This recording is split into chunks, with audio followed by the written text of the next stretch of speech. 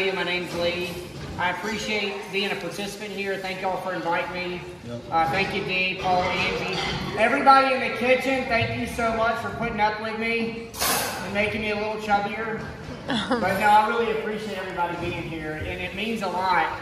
And we have to do more of this. And we can't make it, one weekend a year. And we got to do it at home, too. And we started a program called Cup of Joe for AHERO. It's just coffee once a week. And people in the area can come in for coffee.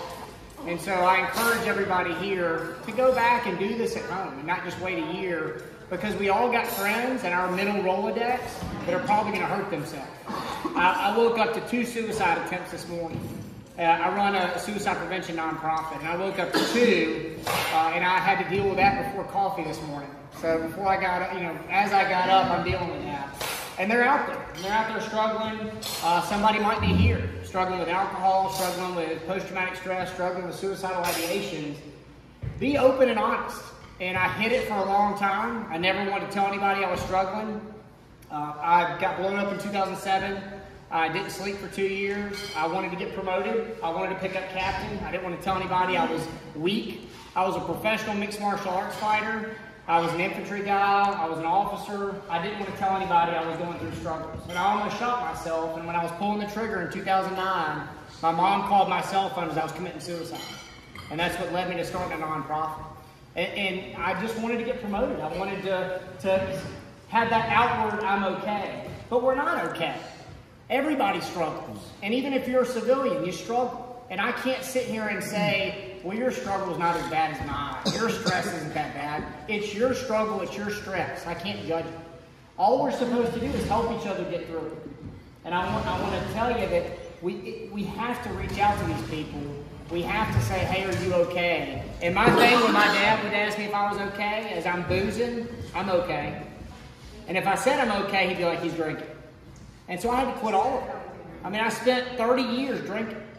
When I was in high school, I was in military school, we drank. When I was in college, I drank in a fraternity. I'm in the Marine Corps, we drink. And I did that for 30 years. And now I've got all this trauma, which a lot of us have. I've got all these medicines that say don't drink. And so what am I going to do? I'm going to drink vodka with it and see what happens. And it's bad. It's bad. And that's the one killer that's killing all of us is substances. So we have a substance-free program. House in the Woods has a substance-free program. It's because everybody I know has killed themselves drunk.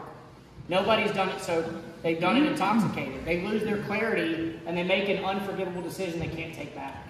So I encourage you, if you do drink, this is not me being a Baptist preacher because I'm not. Why would you poison yourself a little bit? Why would you occasionally poison yourself and hope everything works out? I've never made an extremely good decision hammered, but I've made a ton of bad ones. And so I finally had to get rid of it. And that one decision took me from barely brushing my teeth on occasion to working and running 4 different nonprofits and managing 800 acres. One decision. I surrendered my life to God and I gave up alcohol. Technically 2 decisions. But that was it. So I'm sitting in the woods. I don't have connectivity. I had 15 hours of clarity, which was great because I never have time to myself. I have my cell phone that haunts my dreams. So every day in the afternoon as I'm seeing no bears, I don't think there are any in my area, I'm thinking about all this stuff. And I want to tell you, I apologize. And I thought about it, like, how have I portrayed myself this weekend? I'm the redneck in the onesie that cusses occasionally. And I got to stop it. And I sat up in the stand, I was telling Al, and I was telling Brent as we were coming back, some of the people in the kitchen, and Scotty, the 12-year-old here, I might be their first Marine they've ever met in Maine. And you were in a onesie. And I'm in a onesie. Even if we're retired, we still carry a torch. And we still should be a good example to everyone. And I mean that because I've said some off-color things. I've maybe cussed a few times this weekend. Why? Did it make me sound more intelligent? It doesn't.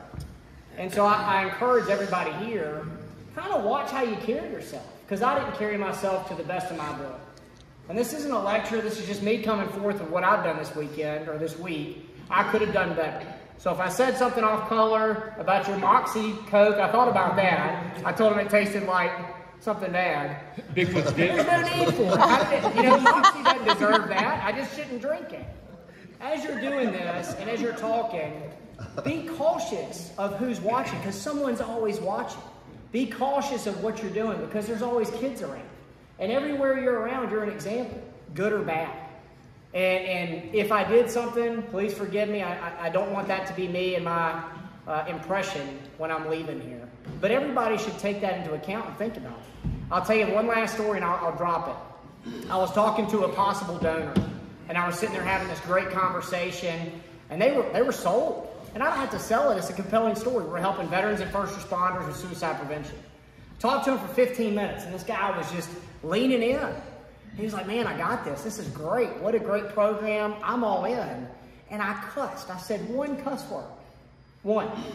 His whole demeanor changed. His face changed. He backed his head up, and I watched it. I'm not good at math, but I'm good at judging people. He backed away, and he looked at me. Needless to say, I never got a donation. And it wasn't about that. It was about how why did I have to say the F word? Why did I have to cuss? I could have helped a lot of veterans with 20 or 30 grand, but I ruined it because I said one cuss word. And so think about that. What does it add to your day? How does it make you sound more intelligent? How does it convey your approach? And how can we do better? That's all we can do. If you're not growing physically, financially, emotionally, and spiritually every day, you're hanging out with the wrong people. And so as we spend time here, spend time, get to know everybody, understand you will need these people in this room at some point, and we will be here for each other. But if you're surrounding yourself with the wrong people, the great thing is you can change it. So every day, get around people who will help you grow physically, financially, emotionally, and most importantly, spiritually. I said the last thing, but this is one more. I fought professional mixed martial arts. I trained 8 hours a day to fight a 15-minute fight. 8 hours a day for 3 to 4 months, depending on how long my fight camp was, for one 15-minute fight. How much preparation do we do spiritually for eternity? How much preparation do we do on a daily basis to prepare ourselves for eternity? I put all that effort in, strength and conditioning, wrestling, jiu-jitsu, boxing. How much did I open the Bible? Whatever your spiritual area is, how much did you get into your faith? And so I'll leave it with that. Just I encourage you, let's just get better. It's a house in the woods built on kindness and love, a place where you can do no wrong.